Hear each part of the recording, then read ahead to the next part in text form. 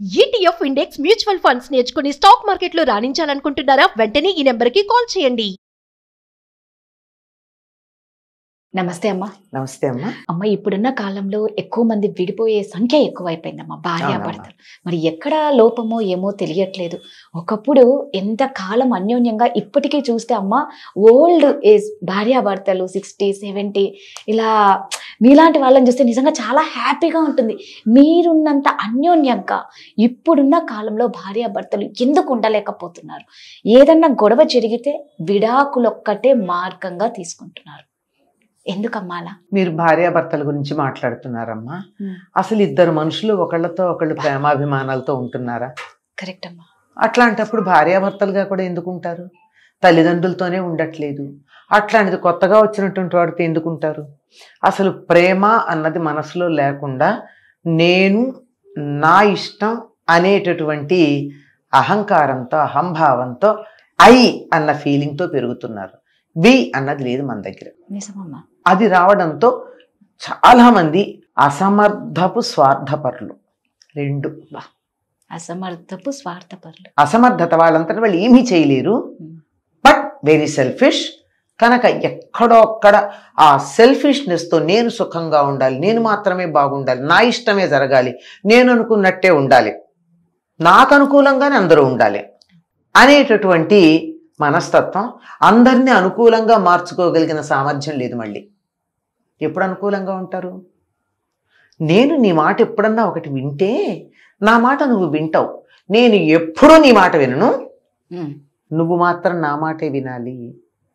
నిన్ను నేను మాట వినేటట్టుగా చేసుకోగలిగిన సామర్థ్యం నాకు లేదు. నేనెందుకు చెయ్యాలి? నేను చేయను, నువ్వు వినాలంతే. నేను నీ మాట వింటాను, కొంచెం నాకు నా మాట ఒక్కటి విను, నువ్వు నీ 100 మాటలు నీ వింటాను అంటే ఆ ఒక్క మాట వినడానికి కూడా ఓపిక లేదు. అది అసమర్థత. ఈ అసమర్థత, స్వార్థం, ఈ రెండు కలిసి ఉండడం వల్ల కలిసి ఉండలేకపోతున్నారు.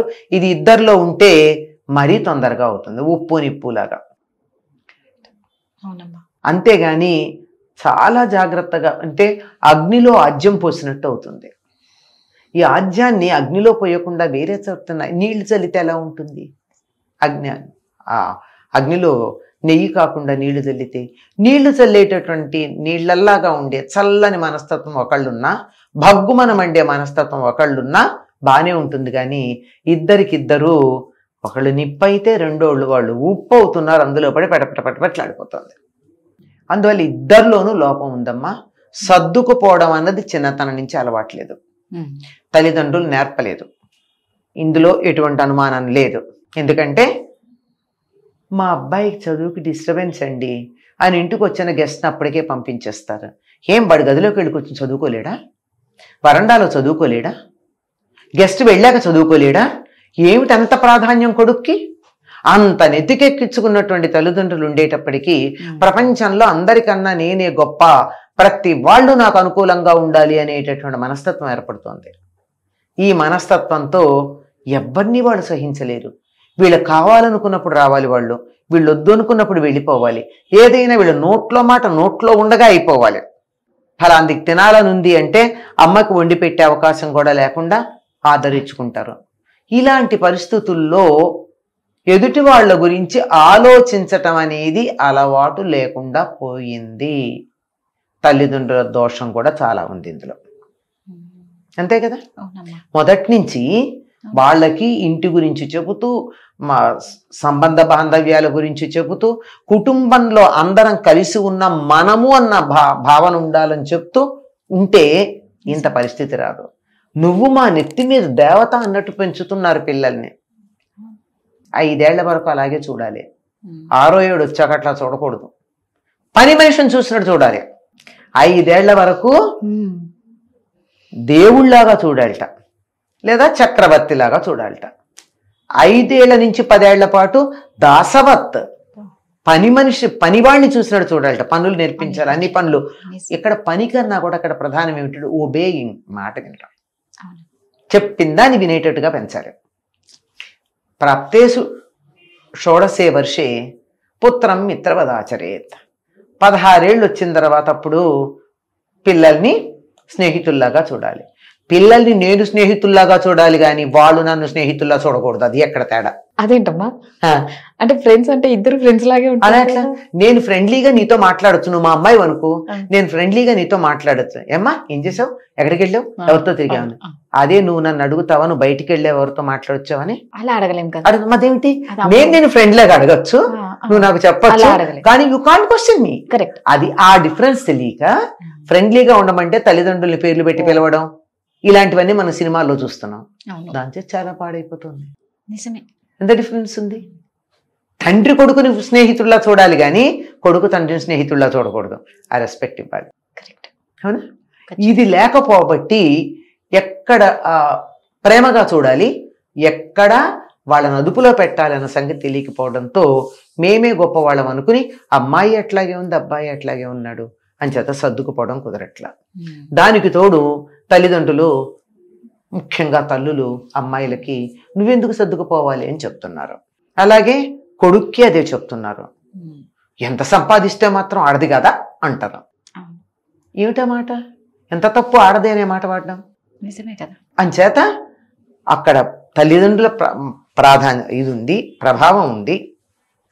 వీళ్ళకి వ్యక్తిత్వం అనేది అహంకారంతో కూడుకుని ఉంటుంది. వ్యక్తిత్వానికి నా వ్యక్తిత్వం, నా పర్సనాలిటీ, నా ఐడియాలజీ అని చెప్తారు. అదంతా గొప్పే, డెవలప్ చేసుకోవాలి, ఎవరి వ్యక్తిత్వం వాళ్ళకు ఉండాలి, కానీ అది అహంకారం కాకూడదు.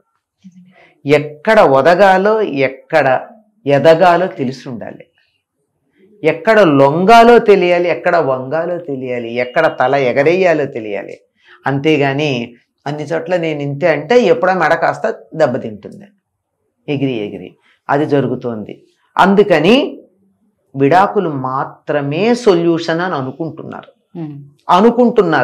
సర్దుకోవడం మొదలు పెడితే, సర్దుకోవడంలో ఉన్నటువంటి సుఖం తెలిస్తే అప్పుడు సర్దుకుంటారు. ఈ సంగతి చిన్నప్పటి నుంచి అలవాటు చేయలే మనం.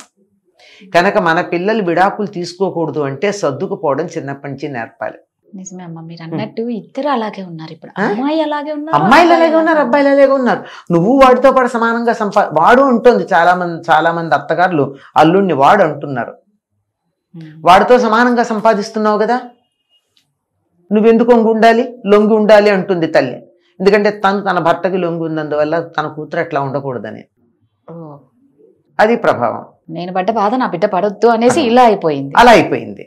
అంతేగాని భర్త దుర్మార్గుడైతే కదా లొంగి ఉండడం, మంచివాడైతే కలిసి ఒకే అభిప్రాయంతో ఉంటారు. నిజమే. చాలా మంది పిల్లలకి ఇంకోటి ఏంటంటే తల్లిదండ్రులు సరిగ్గా లేకపోవడం కూడా వాళ్ళకి పెళ్లిళ్ళు చేసుకోవడం కానీ కలిసి ఉండడానికి కానీ ఇష్టం లేకుండా పోతుంది. ఎందుకు వచ్చింది అది? మీరు అన్నట్టు ఫస్ట్ పేరెంట్సే ఇంట్లో చెప్పాలి, అమ్మాయికైనా అబ్బాయికైనా. నిజంగా మీరు అన్నారు చూడండి, పెళ్లి అయ్యాక చెప్పడం కాదు, పెళ్లి కాకముందు చెప్పాలి. మీరు అన్నట్టు 5 ఏళ్ల తర్వాత మీరు చెప్పారు ఒక పని వాళ్ళలా చూడాలి అంటే, పని వాళ్ళలా చూడడం ఇన్ ద సెన్స్ అన్ని పనులు నేర్పించాలి. తర్వాత ఒబేయింగ్ తెలియాలి. కరెక్ట్, ఇది చాలా ఇంపార్టెంట్. ఒబేయింగ్ తెలియాలి. తల్లిదండ్రులు ఏదన్నా చెబితే ఎదిరించకుండా పని వాళ్ళు ఏ రకంగా అలాగే అయ్యా చిత్తం ఎస్ సార్ అంటారో అట్లా అంటే నేర్పాలి. అది లేదమ్మా, అది లేదు. మీరు అన్నట్టు సమంగా ఇంకా ఎక్కువ గొడవ పడుతున్నారు తల్లిదండ్రులతో పిల్లలే. స్కూల్ ఏజ్ నుంచే స్టార్ట్ అయిపోతుంది గొడవలు. ఇప్పుడు కొత్త పదం వాడతారు, మై విల్. మై విల్ అంటే నా విల్ ఏముంటుందో నీకు తెలుసా, నేను విల్లు రాసేప్పుడు జాగ్రత్త అని చెప్పాలి. కరెక్ట్ గా చెప్పారు. లేదమ్మా మీరు చెప్పాలి. అంటే అందరినీ ఒకలా కాదు, వాళ్ళు ఆ పసిబిడ్డ చైల్డ్ యొక్క మనస్తత్వాన్ని బట్టి తల్లిదండ్రులు కొంచెం సమయాన్ని వెచ్చించి సరిచేయాలి. ఇది ఇక్కడి నుంచి మొదలు పెట్టకపోవడం వల్ల తర్వాత పెళ్లిళ్ళు కూడా చాలా పెద్దయ్యాక చేసుకోవడం ఒక కారణం, సర్దుకోలేకపోవడానికి. కానీ సర్దుకుంటే ఉండే సుఖం తెలియజెప్పడానికి తల్లిదండ్రుల బాధ్యత ఉంది, ఇద్దరు వైపు తల్లిదండ్రుల బాధ్యత ఉంది. చాలా చక్కగా చెప్పారమ్మా, ధన్యవాదాలు. నమస్తే.